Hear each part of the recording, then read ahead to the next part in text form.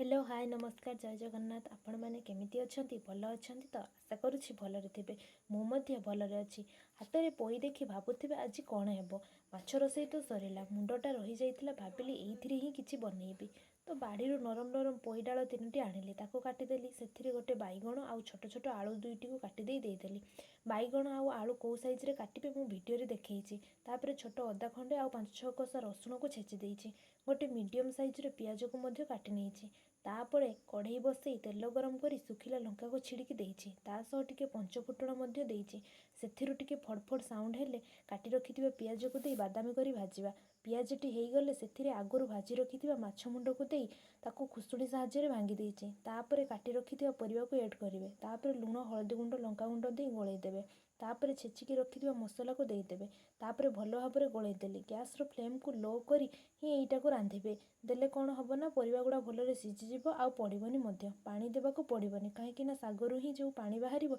सेइथिरे ही सिझी जिवो एमिति घोड़ेई घोड़ेई रांधिबे परिबा सिझी आसिले लास्ट रे जीरा गुंड धनिया गुंड आउ टिके गरम मसला दे रेडी करिदेबे माछ छेंचड़ा एही रेसिपी को आपण माने को ना देबे निहाती कमेंट रे जणेबे वीडियोटी भल लागिले लाइक शेयर सब्सक्राइब करंतु आपण माने तो वीडियो देखुचंती किंतु चैनल को सब्सक्राइब करनांती प्लीज सब्सक्राइब करंतु रहिली जय जगन्नाथ।